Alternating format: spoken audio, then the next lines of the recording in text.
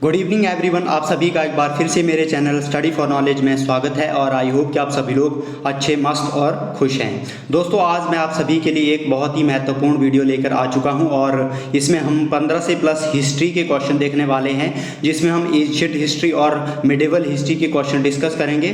तो सबसे पहले हम पहला क्वेश्चन शुरू करते हैं। पहला क्वेश्चन है, भारत के किस राज्य में नालंदा विश्वविद्यालय स्थित था? तो अभी भी है, which state was the Nalanda university located in India? तो इसका राइट आंसर जो होगा वो होगा बिहार।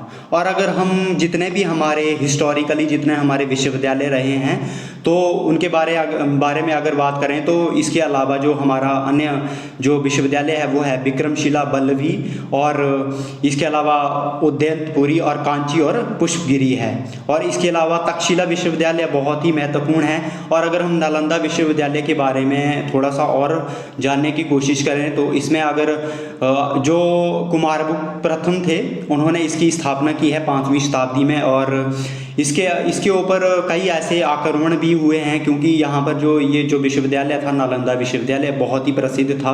यहाँ पर जो भी टीचर्स होते थे जो बच्चे यहाँ से निकलते थे तो वो बहुत बड़े विद्वान होते थे। और बख्तियार जो खिलजी है उसने लगभग 1200 BC के दौरान उसने इसको नष्ट भी करवाया था। और अगर हम इसके बारे में और बात करें तो जो यूनेस्को है उसने इसको विश्व धरोहर स्थल में शामिल किया है। तो ये इसका राइट आंसर हो गया। नेक्स्ट क्वेश्चन पर चलते हैं। कौटिल्य का अर्थशास्त्र किस विषय से संबंधित है? कौटिल्य अर्थशास्त्र deals with the aspect of. तो इसका राइट आंसर जो होगा वो होगा राजनीतिक नीतियों से। आप सभी लोगों को पता है कि जो चंद्रगुप्त मौर्य था, चंद्रगुप्त मौर्य को कौटिल्य ने शिक्षा दी और उसके बाद उन्होंने एक महान साम्राज्य अखंड भारत की स्थापना की थी। और जो चंद्रगुप्त मौर्य था उसने मौर्य साम्राज्य की स्थापना लगभग 322 से लेकर 298 ईस्वी पूर्व तक इसका जो शासनकाल रहा था। और जो ये कौटिल्य था ये तक्षशिला विश्वविद्यालय है, अभी तो वर्तमान में ये पाकिस्तान में है, बट इसने यहीं से शिक्षा ली है और ये बहुत बड़े एक विद्वान थे। ये संस्कृत ग्रंथ है और ये 3rd सेंचुरी में इन्होंने लिखा है। और जो चंद्रगुप्त मौर्य थे, चंद्रगुप्त मौर्य के बाद बिंदुसार हुए थे इनके उत्तराधिकारी, जिन्होंने 298 ईस्वी से लेकर 272 ईस्वी तक शासन किया। और उसके बाद जो बिंदुसार था उसका बेटा कौन था? अशोक, जिसके बारे में हम बोलते हैं कि अशोक द ग्रेट, महान अशोक। तो उसका जो शासन रहा है वो रहा है लगभग 268 ईस्वी पूर्व से लेकर 232 ईस्वी पूर्व तक। और जो अशोक रहा है उसकी एक महान उपलब्धि जो रही है वो बौद्ध धर्म रही है, जिसमें उन्होंने बहुत ज़्यादा रुचि ली और जो बौद्ध धर्म है उसको उन्होंने बहुत ज़्यादा बढ़ावा दिया था और उन्होंने युद्ध वगैरह सब कुछ छोड़ दिया था कलिंग युद्ध के बाद। तो ये इसका राइट आंसर हो गया। नेक्स्ट क्वेश्चन पर चलते हैं। कनिष्क के शासन के दौरान एक बौद्ध संगीति कहाँ हुई थी? A Buddhist council during the reign of Kanishka was held at। तो इसका राइट आंसर जो होगा वो होगा कश्मीर। कश्मीर के कुंडल वन में जो चौथी बौद्ध संगीति हुई थी तो उन्होंने यहाँ पर इसका आयोजन करवाया था। किसने करवाया था? वो करवाया था कनिष्क ने। और जो ये कनिष्क थे ये कुषाण वंश से संबंधित थे। नेक्स्ट क्वेश्चन पर चलते हैं। मृच्छकटिक किसने लिखी थी? Mrichchhakatika was written by. तो इसका राइट आंसर जो होगा वो होगा शूद्रक। जो शूद्रक है उन्होंने मृच्छकटिक नाम की एक रचना की थी जिसका अर्थ होता है मिट्टी का खिलौना।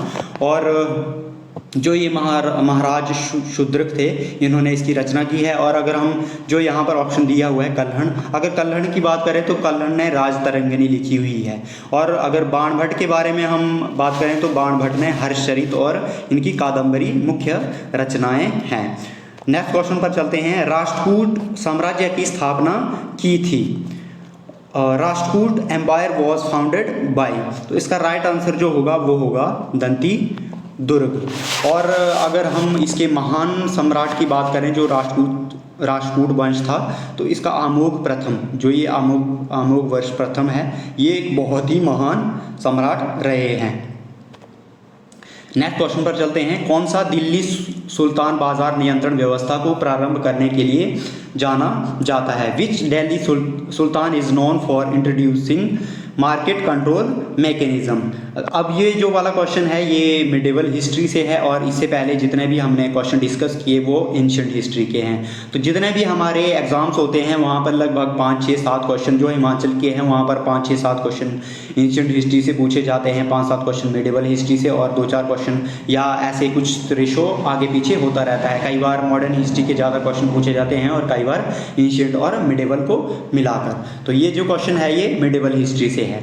तो इसका राइट आंसर जो होगा वो होगा अलाउद्दीन खिलजी। अलाउद्दीन खिलजी ने बाजार नियंत्रण व्यवस्था की शुरुआत की थी। और अगर हम बाजार नियंत्रण व्यवस्था की बात करें तो इसने जो वर्तमान में हम अभी देखते हैं कि विभिन्न सारे जितने भी हमारी एक जैसे हम बोलते हैं कि अनाज मंडी अलग से होगी, कपड़ा मंडी। अब जब जैसे भी हम मार्केट में जाते हैं तो वहाँ पर हमें अभी की वर्तमान जो व्यवस्था है मॉडर्न व्यवस्था, तो उसमें हम देखते हैं कि जो हमारे अनाज के जो मंडियाँ होती है वो अलग होती हैं, कपड़ा बाज़ार जो होता है वो अलग होता है। और अगर हम उस टाइम उन्होंने घोड़ा और गुलाम और जो पशुओं से संबंधित जो भी बाज़ार होते थे वहाँ पर जिनका खरीद बिक्री होती थी तो उनके अलग बाज़ार होते थे। और सामान्य बाज़ार जैसे अगर नॉर्मल हमारे जितने भी हमारे बेसिक जो हमारे प्रयोग की वस्तुएं होती है तो इसके लिए उन्होंने अलग से एक बाज़ार की व्यवस्था की थी। वैसे तो जितने भी आक्रमणकारी आए हैं वो भारत में आए और उसके बाद यहाँ पर बस गए। अगर हम दिल्ली सल्तनत की बात करें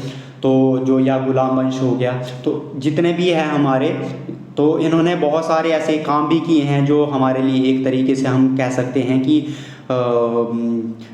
इंस्पिरेशन या हम उससे कुछ सीख सकते हैं कि किस तरीके से वहाँ उस टाइम उन्होंने कौन सी ऐसी चीज़ की थी जो कि हम वर्तमान अभी जो हमारी व्यवस्था है उसमें हम चेंजेस कर सकते हैं। जैसे अगर हम हिस्ट्री में एंशिएंट हिस्ट्री की बात करते हैं तो हड़प्पा सभ्यता की बात करते हैं। तो हड़प्पा सभ्यता में बहुत सारी ऐसी चीज़ें देखी जाती हैं। मॉडर्न एक व्यवस्था थी वहाँ पर और प्रथम विश्व की एक नगरीय व्यवस्था थी। तो वहाँ से हमें बहुत सारे ऐसे मॉडल हैं वो हमने सीखे हैं, चाहे वो हमारे जैसे ड्रेनेज व्यवस्था हो गई या जो हमारे तालाब वगैरह हो गए या जो भी मतलब चीज़ें होती थी तो वहाँ से हमने सीखी है और अभी हम सीखने की कोशिश कर रहे हैं। तो नेक्स्ट क्वेश्चन पर चलते हैं। नेक्स्ट क्वेश्चन है बीजापुर किसके लिए जाना जाता है? Bijapur is known for its. तो इसका राइट आंसर जो होगा वो होगा गोल गुम्बज के लिए। और नेक्स्ट क्वेश्चन पर चलते हैं। आईने अकबरी का लेखक कौन है? Who is the author of आईने अकबरी? तो इसका राइट आंसर जो होगा वो होगा अबुल फजल। तो ये हमने 8 क्वेश्चन डिस्कस किए और उसके बाद हम चलते हैं नेक्स्ट क्वेश्चन पर। और नेक्स्ट क्वेश्चन है चावल की खेती इस हड़प्पीय स्थान से संबंधित है। Rice cultivation is associated with Harappan site of. तो इसका राइट आंसर जो होगा वो होगा लोथल। लोथल से जो है वो चावल के अवशेष मिले हैं। और नेक्स्ट क्वेश्चन है वैदिक देव इंद्र देवता थे। तो वैदिक dynasty Indra was the God of. तो इसका राइट आंसर जो होगा वो होगा वर्षा एवं बिजली के। अभी भी जो हमारे इंद्र देवता है तो उनको हम वर्षा के देवता मानते हैं। और ये जो क्वेश्चन है दोनों क्वेश्चन 9वां और 10वां ये एंशिएंट हिस्ट्री से है। और नेक्स्ट क्वेश्चन है बौद्ध धर्म के रूप महायान के प्रसिद्ध संरक्षक थे। A well known patron of the Mahayanas from of Buddhism was. तो इसका राइट आंसर जो होगा वो होगा कनिष्क। नेक्स्ट क्वेश्चन पर चलते हैं। मौर्यों के बाद दक्कन और मध्य भारत का अति महत्वपूर्ण साम्राज्य था। The most important kingdom in Deccan and central India after the Mauryans was the.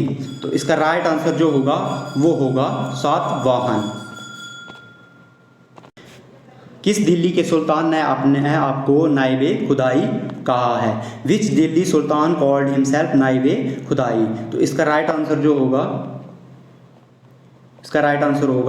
Balban. बहुत सारे अगर हम एंशिएंट हिस्ट्री से लेकर अगर हम मिडिवल हिस्ट्री है या जो हमारी मॉडर्न हिस्ट्री है, मॉडर्न हिस्ट्री में तो हमें बहुत सारे ऐसे उपनाम जो है वो देखने के लिए नहीं मिलते हैं। बट जो एंशिएंट हिस्ट्री और मिडिवल हिस्ट्री रही है तो उसमें बहुत सारे ऐसे राजा रहे हैं जिन्होंने बहुत बड़ी बड़ी उपाधियां धारण की थी और उसी में से एक ये बलबन भी हैं। इन्होंने नाइबे खुदाई अपने आप को एक उपाधि दी थी। नेक्स्ट क्वेश्चन पर चलते हैं। नेक्स्ट क्वेश्चन है शुंग राजवंश का अंतिम शासक था। The last ruler of Shunga dynasty was. तो इसका राइट आंसर जो होगा वो होगा देवभूति। और नेक्स्ट क्वेश्चन पर चलते हैं। नेक्स्ट क्वेश्चन है बहमनी साम्राज्य की स्थापना इनके द्वारा की गई थी। Bahmani kingdom was founded by, तो इसका राइट आंसर जो होगा वो होगा अलाउद्दीन हसन बहमन शाह। यहाँ पर डायरेक्टली इन्होंने हसन ही दिया हुआ है, यहाँ पर आप देख सकते हैं हसन। तो इसका राइट आंसर, इनका पूरा नाम जो था वो था अलाउद्दीन हसन बहमन शाह।